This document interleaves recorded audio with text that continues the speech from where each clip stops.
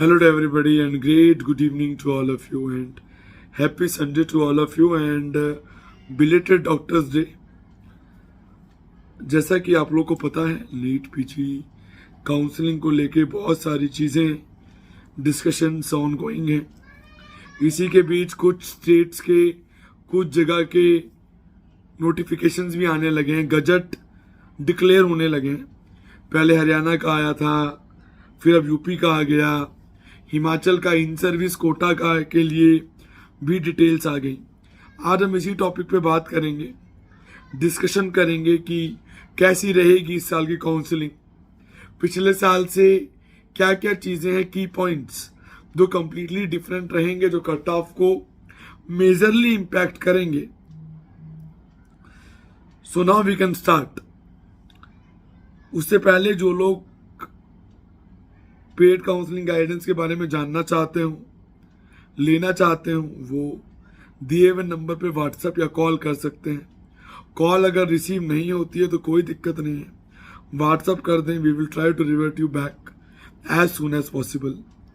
और इंस्टाग्राम का link available है, वहाँ हमारा एक चैनल बना हुआ है ब्रॉडकास्ट का, उसको ज्वाइन कर लें, जो भी अपडेट होगी वहाँ आपको वो मिल जाएगी। So now we can start. जैसे कि आप लोग को पता है कि नीट पीजी काउंसलिंग शुरू होने वाली है, जुलाई के अंत तक काउंसलिंग अपने पूरे फ्लो में शुरू हो जाएगी। आज जुलाई 2 है, यानी जुलाई स्टार्ट हो गया है। अब 10, 12, 15 जुलाई के आसपास चीज़ें ऑन हो जाएंगी और शुरुआत हो जाएगी काउंसलिंग अपडेट्स आने की।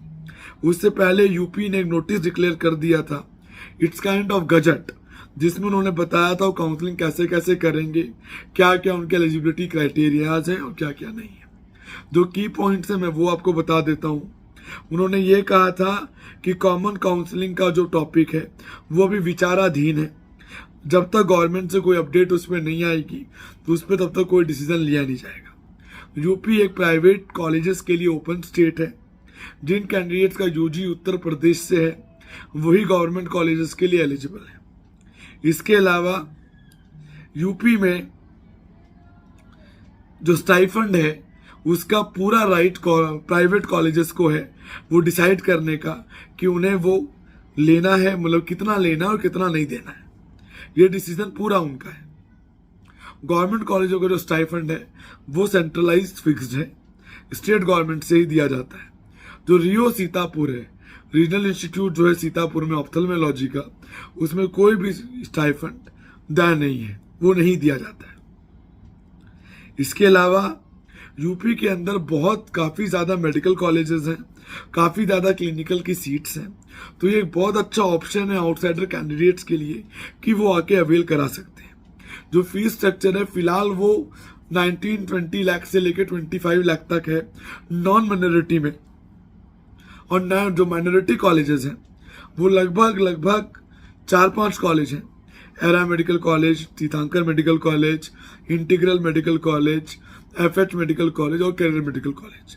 इनकी फीस स्ट्रक्चर 23-24 लाख से लेके 40 लाख पर ईयर तक अवेलेबल है। तो ये काफ़ी अच्छी ग्रैप्सिंग स्टेट है, आप ले सकते हैं। इसमें एक चीज़ और है, जिन कैंडिडेट्स का एमबीबीएस यूजी उत्तर प्रदेश से है और वो अपने आप को किसी कैटेगरी में टेक पार्ट करना चाहते हैं या किसी कैटेगरी में लेना चाहते हैं, खासकर ओबीसी, एनसीएल और ईडब्ल्यूएस वाले, उनका सर्टिफिकेट 1 अप्रैल के बाद ही होना चाहिए। उससे पहले अगर उनका सर्टिफिकेट होगा तो वो मान्य नहीं होगा। वो सर्टिफिकेट 1 अप्रैल 2023 के बाद ही बना होना चाहिए। खासकर ये स्टेट उन कैंडिडेट्स के लिए बहुत बेनिफिशियल है जो कि लोअर फीस में या मीडियोकर फीस में बड़ी ब्रांचेस देख रहे हैं, जैसे radio, derma, medicine, pedia, like this branches. इसके अलावा अगर हम बात करें,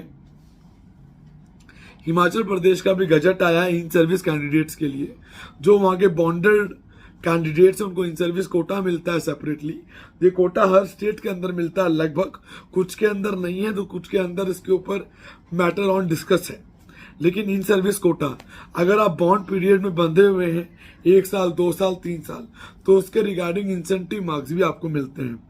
इसके अलावा अलग से सीट अलॉटमेंट भी होता है डीएनबी के जो गवर्नमेंट कॉलेजेस हैं उनके अंदर भी बॉन्ड कैंडिडेट्स के लिए अलग से सीट्स और फीसेस रिजर्व्ड है। इसके अलावा भी सीट्स जो है वो कहीं ना कहीं रिजर्व्ड है।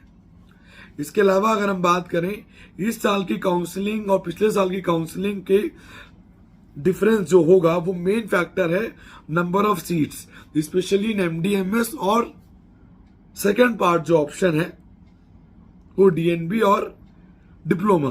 इसके अलावा नए 14 कोर्सेज और इस बार डीएनबी ने लॉन्च किए हैं। वो देखने वाली बात है कि वो इनिशियल पोस्ट एमबीबीएस में ऐड होंगे जब वो सुपर स्पेशलिटी में जाएंगे।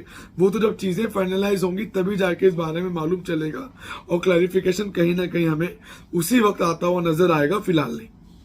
और अगर हम बात करें तो पिछले साल की कट ऑफ और इस साल की कट ऑफ में बहुत डिफरेंस होगा। जो कैंडिडेट ये सोचे बैठे हैं कि उन्हें 14-15 हजार रुपये एमएस सर्जरी नहीं मिलेगी, उन्हें कहीं ना कहीं थोड़ा सा पॉजिटिव होना चाहिए, ये सोचना चाहिए कि सीटें इतनी बड़ी हैं तो हो सकता है कि उन्हें मिल जाए, चाहे उन्हें मॉपअप में मिले, राउंड 1 राउंड 2 में ना मिले। मैंने कुछ पेरेंट्स या कुछ कैंडिडेट से बात सुनी है कि सर सीट राउंड 1 में चाहिए, सर सीट राउंड 2 में चाहिए, मॉपअप में नहीं जाऊंगा। क्यों, क्या हो जाएगा मॉपअप में? ऐसा कुछ भी नहीं है, ये कैलकुलेटेड होता है कहां जाना है कहां नहीं जाना है। लेकिन ये मैं लिख के दे सकता हूं। दो वीडियो सेव करना चाहे सेव कर लें, डाउनलोड करना चाहे डाउनलोड कर लें कि पिछले साल के कट ऑफ इस साल कहीं मैच नहीं करेंगे। जो लोग सॉफ्टवेयर, ऑनलाइन सॉफ्टवेयर से कट ऑफ लगा के बैठे हैं कि मुझे ये कॉलेज इस रैंक पे मिलेगा, बिल्कुल नहीं मिलने वाला। चाहे राउंड 1 में हो, चाहे वो मॉपअप में, चाहे वो स्ट्रे में हो, पूरी कैलकुलेशन चेंज है। अगर किसी ब्रांच में 100 सीटें, 70 सीटें या 50 सीटें भी बढ़ जाती हैं ऑल इंडिया कोटा गवर्नमेंट में, ऑल इंडिया कोटा सीट में, तब ये मान के चलिए ओवरऑल 2000 से 3000 का कंप्लीट फर्क देखने को मिलेगा। ये आपको देख के, मान के, समझ के चलना है। एक बात मैं आपको और बताऊं, कॉलेज लेना बड़ी बात नहीं है, सीट लेना बड़ी बात नहीं है, अपने रैंक के अकॉर्डिंग अच्छा कॉलेज लेना ये बड़ी बात है। कई बार क्या होता है, कुछ कैंडिडेट्स पेड गाइडेंस भी लेते होंगे काउंसलर से, उसके बाद भी वो उतने अच्छे कॉलेज में नहीं जाते हैं। उसका रीजन होता है उनकी एंजाइटी। अगर उन्हें कोई बोल रहा है कि आप मॉपअप में जाइए, रुकिए, वो नहीं रुके, हड़बड़ी में जो कॉलेज मिला उठा लिया और ज्वाइन कर लिया, और बाद में आप किसी पे ब्लेम करें तो पूरा फॉल्ट आपका है, किसी और का नहीं है। एक बात मैं आपको और बताऊं, ये पहले से कैलकुलेट कर लेना चाहिए कि हमारे रेंज में कौन कौन से कॉलेजेस और कौन कौन सी चीजें आएंगी। कब मालूम चलेगा? जब फाइनल मैट्रिक्स आएगा। फाइनल मैट्रिक्स आने से 80% आइडिया तो लग ही जाता है कि हम कहाँ कहाँ किन किन कॉलेजेस को फोकस कर सकते हैं। एक बात मैं आपको और बहुत क्लैरिफाई कर दूं, काउंसलिंग जो होगी वो ऑल इंडिया कोटा रैंक पे होगी, ना ही वो कैटेगरी रैंक पे होगी। एक र्यूमर है और एक मिसकंसेप्शन मार्केट में घूम रहा है कि जो कैटेगरी रैंक्स आई हैं उस पर काउंसलिंग होगी, और मेरे अकॉर्डिंग उस पे बिल्कुल भी काउंसलिंग किसी हद से लेके किसी हद तक